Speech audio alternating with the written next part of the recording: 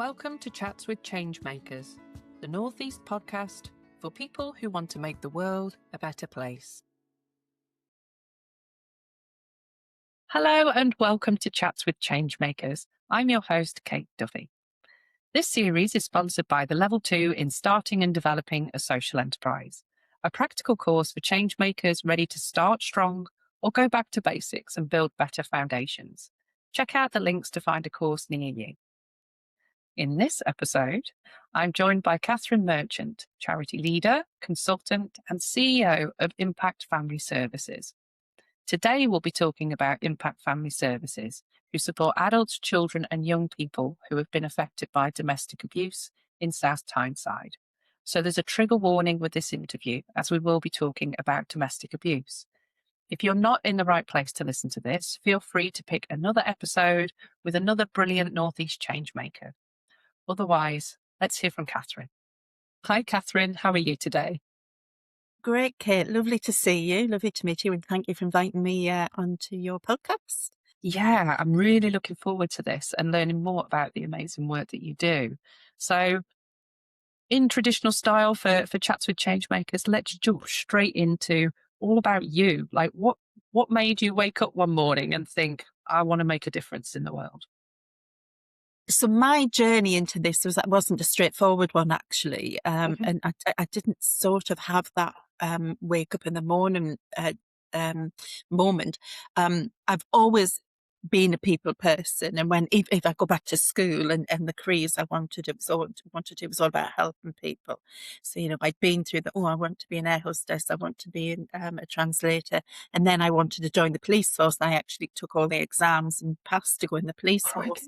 But I decided straight from school that really wasn't for me. The very brief story is, in those days, police forces had height restrictions, and I'm not the tallest woman in the world. So women of 5'4" and under, there were only a few police forces in the country that would accept women of that height. And I was going to go to Ipswich, and at the time I didn't even know where Ipswich was, but that's where so I wanted to take a year just out of school to just get some life experience, and they said, great, we'll pause you for a year and come back.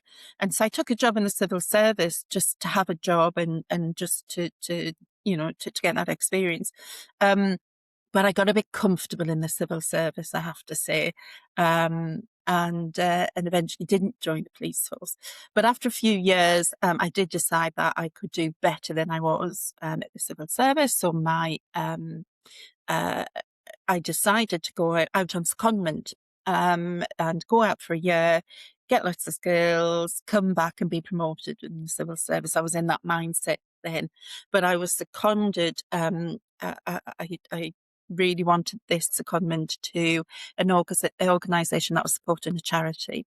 Nice. And that's what I did. So I was seconded, I got it, and I was there for a year running a charity for a year. And I think I was only there a couple of weeks, and I decided that was it. I didn't want to go back to the civil service.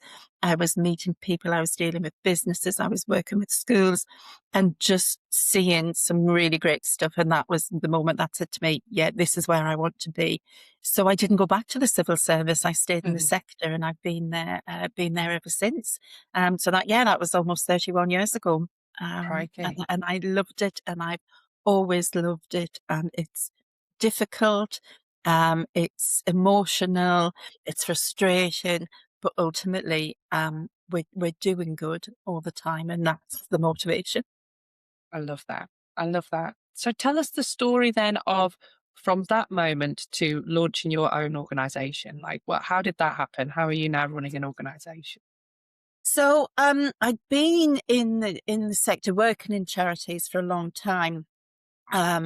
Probably about 24 years. And I've been CEO of a number of different charities here in the North East and in London. And at the time, I was running a charity in London, and I decided that lots of things were happening. I was sick of the commute. I was commuting to London on a Monday, coming back on a Thursday. It was a bit tiring after 3.5 years. But things were happening at home as well. And I just felt, I think part of it was I was coming up to 50 and I was just having Mhm. that moment of, I can do more here. And I felt I wanted to do more in the Northeast, where, my home region, a region that does have a lot of issues, and a region that has a lot of very small charities. And I felt I wanted to come back and support small charities. Um, and that's what I did. So, I left that organization and I set up my own consultancy to support um, charities in the Northeast. Nice. And I got into that immediately. I got some work straight away. I've never had to advertise um, my services because of the network I built over the years anyway in the sector. And then I've done that ever since. Um, and as part of my consultancy, I was asked to take on the interim work at Impact Family Services, which I did. Originally for 5 months, but 4.5 years later, I'm still there. So yeah, I'm their permanent CEO. So I work at Impact 3 days a week, and I still do my consultancy, and on the other 2 days. Nice. I love the word interim in charities because we all know that that isn't at all what it's ever going to mean. Yeah, yeah, yeah. Honestly, once you're in, but I was determined. I was like, oh no, I don't want to work. I don't want to have staff again. I don't have a board of trustees again. I just want to, do my thing. I want to pick and choose. Um, but this charity really got under my skin, and the team are awesome. And I thought, yeah, I want to be here. It was a charity with challenges when I came in. So the secondment got extended anyway while I dealt with them, and I think being through that process with them and getting to know it really just, yeah, really, really got under my skin. I really felt that, it was something I really wanted to support, but I didn't want to give up my consultancy either. Mhm. Wonderful. Okay, so you've got that perfect balance between the Hmm. two. I Interesting. We'll did. come back to that. Yeah. Tell us a little bit more then. So what's the mission? What is the organization set up to achieve? What is it that you do on a day-to-day basis? So, in Impact, the charity is a charity that supports adults, young people, and children who've experienced domestic abuse, predominantly in South Tyneside, but we do support people from beyond the borough, particularly with the children. Um, and the aim of the charity is, as well as providing that core victim support service, which is really, really important. The aim is to break the cycle of domestic abuse because sadly, um, South Tyneside has the highest rate of domestic abuse in the Northumbria Police Force area and one of the highest in the country. And it's not slowing down, which is really sad. But we have pockets. There are communities where we're now on third, fourth generational domestic abuse. So there are pockets, there are communities where this is the norm, and that cycle's not been broken. So our strategy is to provide our core victim support service. But now work with the families and try and work with all families to break that cycle. And that's everything from trying to change perceptions and views at an early age with work around healthy relationships and consent, to change young people's mindsets at the beginning, so prevention work, um, through to working with the wider families of children and young people we support, and looking also at perpetrator work and behaviour change work, with people with perpetrators who've already abused people. So that's our aim, is to break the cycle. I want to break that chain and try and reduce the rate of domestic abuse in our area. That's a huge, huge mission. That's a Yes. really big piece of work. Are you a huge organization? Is it a massive charity? It isn't. No, we're a Okay. tiny charity. So we're under 500,000 a Mhm. year. And from next week, we'll have 17 staff. Eight of those, only eight are full time.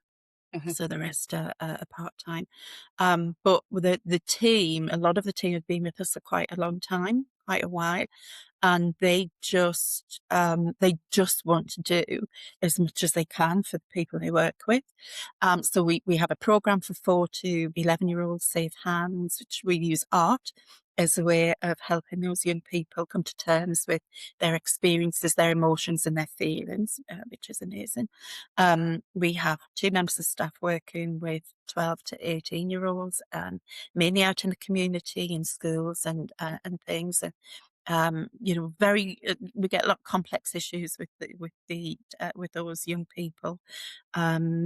So they're working with them, and then we have our adult services as well, and then we have our in-house counselling, which we introduced last year because we didn't want to. We wanted our clients to not have to be on a waiting list for that additional support because we all know those services are so stretched. Mhm. So now we can provide all of a holistic, a whole service for our clients in one place, uh, Wow, that's without amazing. re-traumatizing them, without them going on massive waiting lists or anything like that. And it's the team who want to provide this for the people that they work for. That's incredible.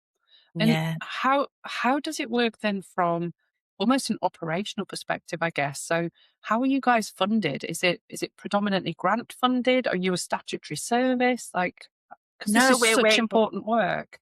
it is. It really is important work. We were providing statutory service until a couple of years ago in South Tyneside. That's now in house at the local authority. So we are completely independent. We have some support from the Police and Crime Commissioner, which is great. But predominantly we are grant funded, which is very difficult in the current funding environment. That we're in, that we're all feeling. And in my 31 years of experience with it, this is the hardest it's been. So we're trying to dip our toes into fundraising with events. We have a few Great North Runners and local raffles. We've got a golf day coming up, and things like that, to try and diversify that income stream and build the unrestricted funding, because there's so much external influence on what we do. We need to be able to adapt and shift, Mhm. because believe it or not, there are trends and changes in the types of abuse perpetrators are using. So we need to be able to quickly upskill and shift and change our approach. But also because people are coming through with more complex issues, we are needing to adapt our services to support people, for example, who are neurodiverse. We've had to introduce women only spaces, men only spaces, because we support male victims as well. Um, so we have to move quickly to support and to adapt with the changes. So we're dipping our toes into other fundraising. And then last year, a couple of years ago, we set up a kick as a trade Nice. name, Connected Families Kick. We have, and the hope longer term is that the kick will start to make a profit, and that profit will be gifted into the charities and other income stream. Um, Brilliant. so we have a child contact service in there helping separated parents with their child contact arrangements, which we've been running in the charity for a long time, but we were only one of two in the region now, so that has really developed. And last year we introduced workplace domestic abuse training, so that our employers, any employer from any sector and any size in our region, can ensure that their workplace is a safe and supportive place for staff who may be living with abuse and in abusive relationships. Okay. Well, we'll make sure we're sharing all of those links so that everyone can sign up and get upskilled so that they're all part of your mission, That would Catherine. be great. Yeah. I'm just wondering then, so how are you balancing these two things? So you said that you're a CEO of this organization that whilst you're small, you sound very mighty in the mission Yes. and the amount that you guys are doing. How are you balancing that with the consultancy at the same time and running the kick that's feeding into the charity? That's quite a juggling act. it is. It is a juggling act.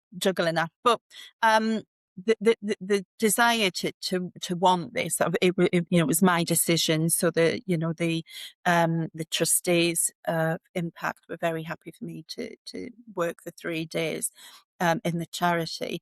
But I'm very flexible with that.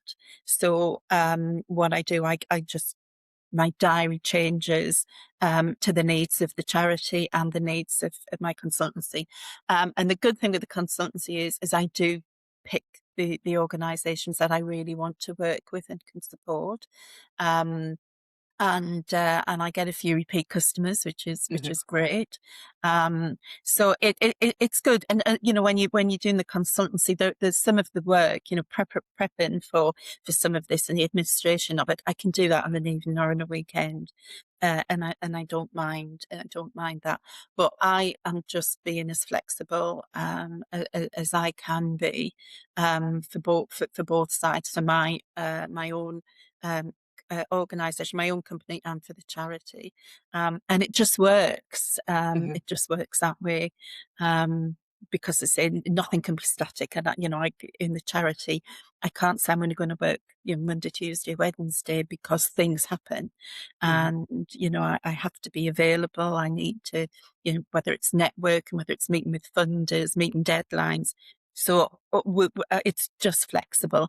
But in the charity, I surround myself with a really, really good team, good senior management team, a brilliant board of trustees, and yeah, and it just works. And the same in the kick, the great service managers of the services in the kick as well. But that's only small at the minute. It's growing. It's Mhm. growing, and we may need to adapt as it grows. But at the minute, it's all working really well. And I think that's well, I mean, a tribute to you guys, really, for being able to make that work so smoothly. Because I can imagine that it would be very easy to feel the need to do lots in all of those organizations all of the time.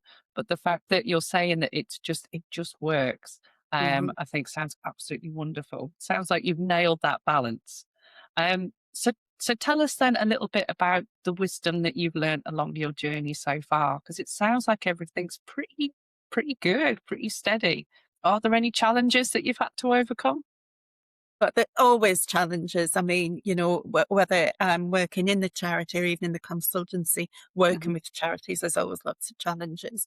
Um, and I think, again, with wisdom, the thing I think I wish I'd paid more attention to earlier was the whole work-life balance piece, because, we do, you know yourself, Kate, we do take this work home. We could live it 24/7, 7 days a week. We absolutely could. um, about making this shift for me. Because sometimes the consultancy, if I have a quiet spell with it, I don't mind.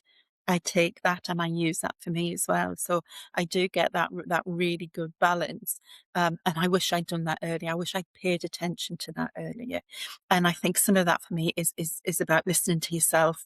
I made this change because there was something in me saying, you need to change something. I felt I had more to give. That's what I wanted to do, but I Mhm. wanted more to give of me, to more people, and that's why I made the change, because I could have stayed on the safe line and ran charities and kept going, but it just didn't, felt, and I'd sort of dipped the toe in the water a couple of times previously, but then sort of bottled out and said, no, I'll just go and run another charity instead and do that. And so part of me wishes I'd done that a bit earlier. Um, but I've done it and it's worked, and now I've got that, and for me, I feel very content in that, and I think because I feel content in what I've got is why it works so well. Mhm. And don't get me wrong, there is stress, there's pressure on both sides. Of course there is.